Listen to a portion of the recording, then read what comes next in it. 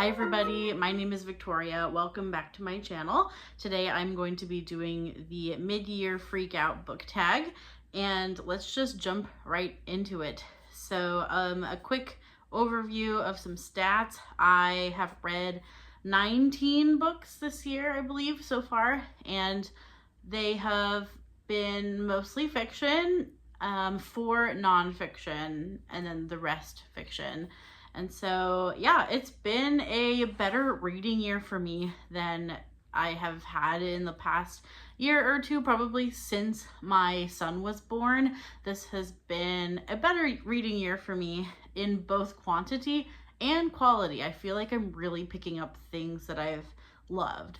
And that brings me to the first question. So the best book you've read so far this year, and that would have to go to Blood Over Brighthaven, which is the first book that I read in January.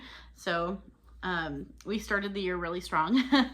This is by M.L. Wong, and she is a very beloved fantasy author at this point, especially on BookTube. She's become a bit of a BookTube darling, and for good reason. I just really enjoyed this book. This is the second book that I've read from her. I've read Sword of Kaigen a couple years ago, and so yeah, Blood Over Brighthaven to me went leagues above Sword of Kaigen in a few ways. I just felt like this was better written. I enjoyed the world and the magic system and the themes, and I felt like the conclusion of this novel was incredibly satisfying. There just hasn't been a book that I've read this year to really compete with it. There's one that came pretty close, but I'm still gonna put Blood Over Brighthaven in the #1 spot. I'm gonna add a nonfiction book in here too, because I feel like when I'm talking about best books that I've read in a year, I just can't put nonfiction and fiction in the same category. So I'm going to adapt this tag a bit, and I'm going to put my favorite nonfiction book that I've read so far this year, and that would go to The Four Loves by C.S. Lewis. I love reading C.S. Lewis nonfiction. Just every time I do it, I get so much out of it. He's brilliant. He's thoughtful. He is analytical in a way that really works for me. And this one I really enjoyed, despite having some issues with some of his opinions and things like that. But overall, I just always get so much out of reading C.S. Lewis, so I'm really glad that I did. Question number 2 is the best sequel you've read so far this year. That one I'm gonna give to Empress of Time by Kylie Lee Baker. This is the second book in a duology, and Kylie Lee Baker has become an author that I'm just really excited to follow, and I have a book of hers that I'll talk about, I think, in another question in this tag, so I won't get ahead of myself yet. But I just think I'm going to pick up everything I can by Kylie Lee Baker because I love the world she writes. I love the dark grittiness that she tends to go for. She is a dark, very dark writer. I think if you are okay with some horror elements in your fantasy, this is kind of a fantasy romance with horror elements, so it's just a blend that really worked for me, and her writing, I think, is really skillful. So yeah, Kylie Lee Baker is an author I'm going to follow from here on out. But yeah, The Empress of Time is my favorite sequel that I've read so far this year. Question number 3 is a new release you haven't read but want to, and I think this applies to like new releases you've already bought or that have already come out, and there's a lot, but I'm gonna try to limit myself here. I have a copy of The Devils by Joe Abercrombie. I've not read Joe Abercrombie before, and so I've just been really interested in his writing and his series for many years. It sounds like an author I'm gonna like, based on what I've heard. So The Devils seems like maybe a good starting point because it's not connected to his other series, which I think are more long and connected and intimidate me a little bit. So I wanted to pick up The Devils to get an idea of his writing, and I've just been seeing very positive reviews for this one. So I would like to get to The Devils hopefully sooner rather than later, maybe before the year's out. I also I want to throw this one out there more because I'm curious about the hype and the controversy that's been around this one, but I have a copy of Silver Elite by Danny Francis. This one has been one of those hot button books because there was this whole online discussion about whether or not this book is AI, because the author is at this point, I believe, still anonymous. And so there were some people talking about how this maybe is an AI published book, which I don't know. I don't know. I don't think anybody really knows, but also it could just be an anonymous author that doesn't want you to know who she is because the online world is insane. So I also would understand that. But I've not only was there that surrounding this book, but I've also seen either people were like, this is the best book I've read all year, or they've been like, this is the worst book I've read all year. And so I would like to know where I fall. I got a copy of this from Book of the Month. I'm gonna try it, and yeah, I'm just very intrigued about this one because of the polarizing discussion around it. So yeah. And then I don't actually own this book, but it did come out. Sunrise on the Reaping, which is the next Hunger Book game by Suzanne Collins. I really wanted to just pick this up when it came out, and it didn't happen. And so I need to not forget about this and keep it in the forefront of my mind because I would like to read it. I think what I'm trying to decide now is, should I reread the Hunger Games books and then read this one? Because it's been a while since I've reread the Hunger Games, and I think I might have fun doing that. But I have so many other things that I want to read right now. So yeah, Sunrise on the Reaping, I want to get to. I just don't know when it's going to happen yet. And then I already mentioned this author, but I have Bat Eater and Other Names for Cora Zhang by Kylie Lee Baker. And this is her, I think, adult debut. I think this is the first adult book she's written. So I would like to get to that. I always thought that when I was reading her YA duology, that it would have been better, at least I would have enjoyed it more, if it was written adult. And I felt like maybe it should have been, but the Bat Eater sounds like it's getting like hugely great reviews, so I think it's gonna be really good, and I'm looking forward to trying it out. Yeah, so those are the 4. I have more. I definitely have more that I would like to get to, but I'm going to stop there for now. All right, number 4, most anticipated release for the second half of the year. And to be honest, I don't keep tabs on that very well. I kind of just like live in the moment, and I just see what comes out. I don't really look ahead to see what comes out. There's only one book that I can think of right now that I know is coming out pretty soon and that I would be interested in, and that's Catabasis, not sure how to say it, by R.F. Kuang. I've read Babel by her, and I liked it, but there were some things that I didn't think landed correctly, and I wish she had explored more. And so I liked enough about it and the ideas that I want to try more of her writing. Babel let me down a little bit. So Catabasis, I would like to try. That's her newest book coming out. So yeah, that one I know for sure. I don't really know what else is coming out this year. I'm just not a reader that keeps great tabs on that. So we'll just move on from that question then. Number 5 is biggest disappointment. That would have to go to The Women by Kristen Hanna. I was very disappointed in this reading experience because I have loved her in the past. I am a person who adored The Nightingale, and I was excited to finally pick up another Kristen Hanna book, and The Women seemed so interesting, and it is interesting as far as the topic and the setting. I hadn't really read Vietnam War historical fiction before, so that was neat, but man, there was just so many things in this book that just like nails on chalkboard to me, mostly having to do with the men and the relationships that our main female character has with men.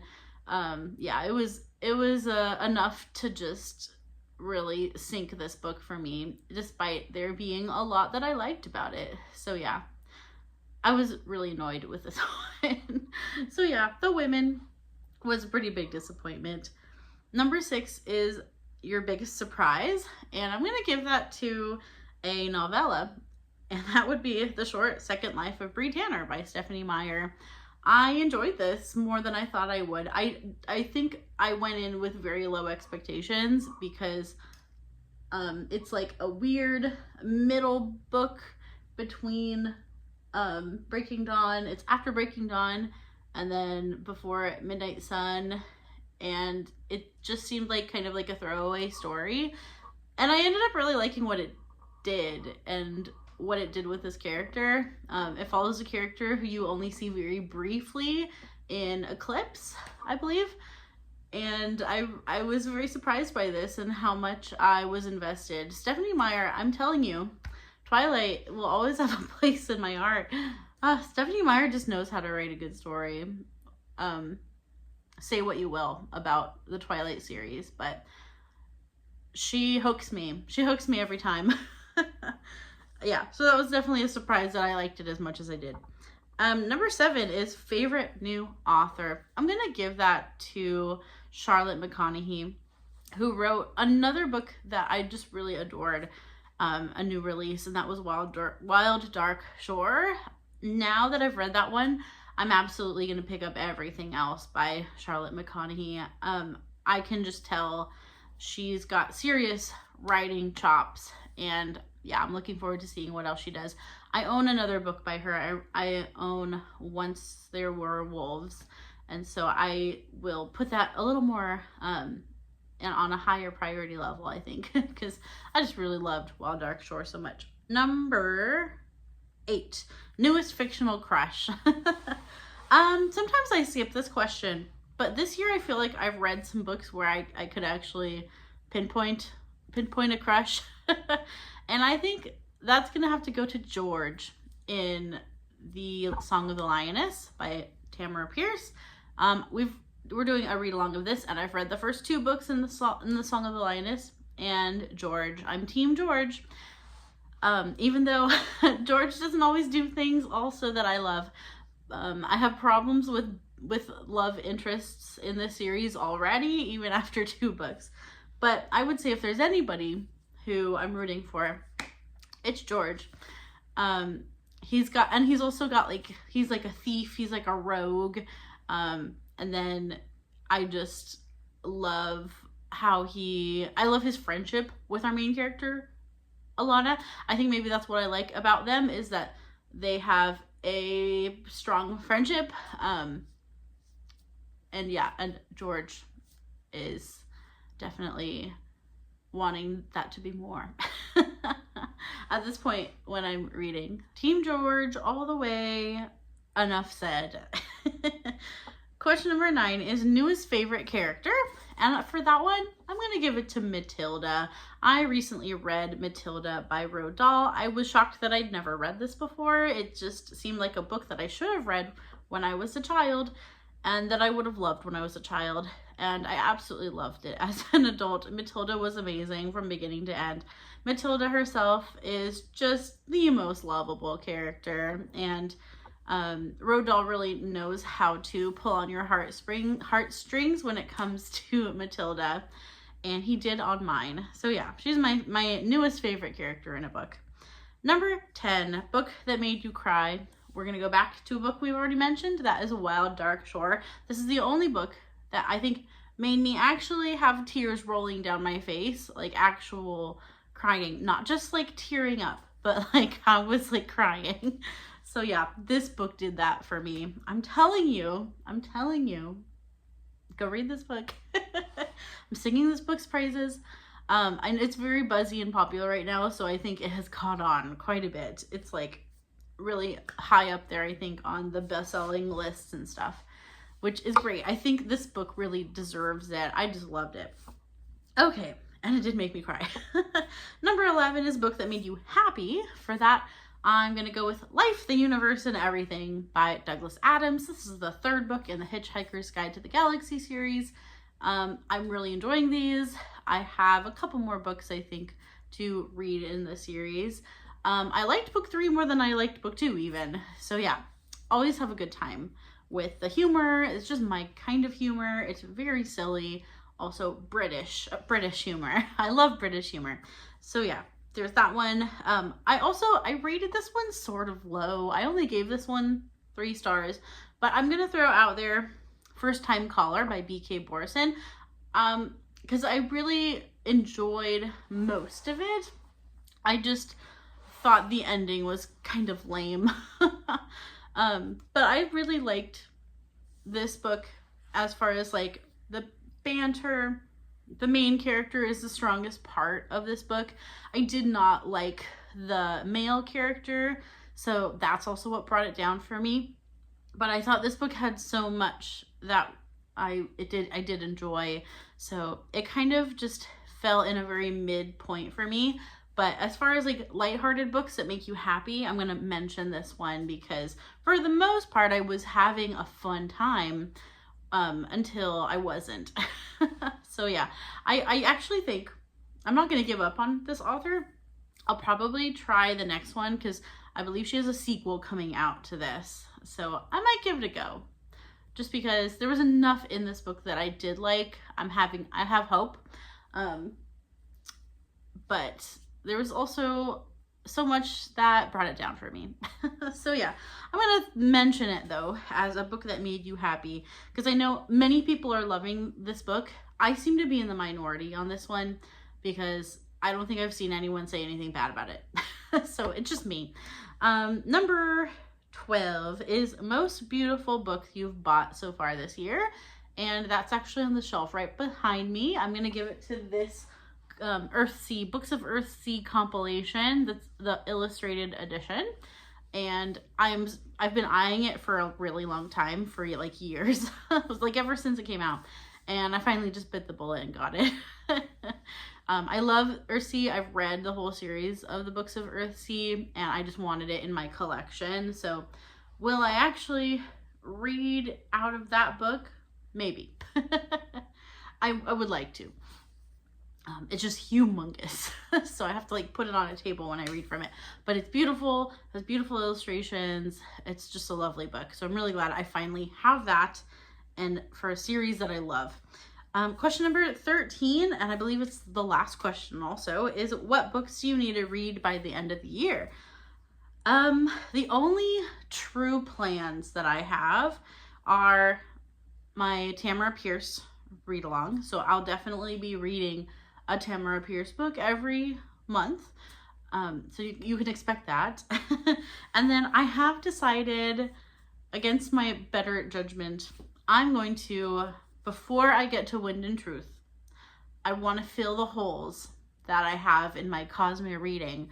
So once I'm gonna finish Edge Dancer, and then I'm actually gonna go back to Mistborn Era 2. I'm gonna read those and The Secret History, and then I'm gonna reread Oathbringer and reread Rhythm of War, and then finally someday I will get to Wind and Truth, and by then probably the 6th book will be out. But you know what? I've decided. Oh, don't forget Dawn Shard. Gonna read Dawn Shard too. And whatever else I'm forgetting to mention. But yeah, I've decided I need to complete the Cosmere. I want to say that I've completed the Cosmere. I want to finish Arcanum Unbounded because I have not read through all of that. I now have Isles of the Emberdark. So basically, I'm going to just live in the Cosmere for the rest of my life. Brandon Sanderson, would you please slow down a little bit so that us slow readers can catch up? Because I read like a snail. I really do. Especially at this point in my life with a little one and a full-time job. Anyways, that's a conversation for another day. But those are the only plans that I think I have that are like solid. I've really been enjoying just kind of seeing where the wind takes me. I have my TBR plan that adds a little bit of randomness and interest also to my reading. Just trying to read through the books I own, which will be a lifelong goal at this point. And those are all of the questions in this tag. I would love to know how your reading has gone. Have you had a good reading year so far or not? And let me know if you have any thoughts about any of the books that I talked about, any of the favorites or the not favorites. I'd love to hear your thoughts on these. And I thank you so much for watching today and for spending some time with me. And don't forget to subscribe if you are new here and you would like to see more content from me. And until next time, keep reading great books and have a great day. Bye-bye.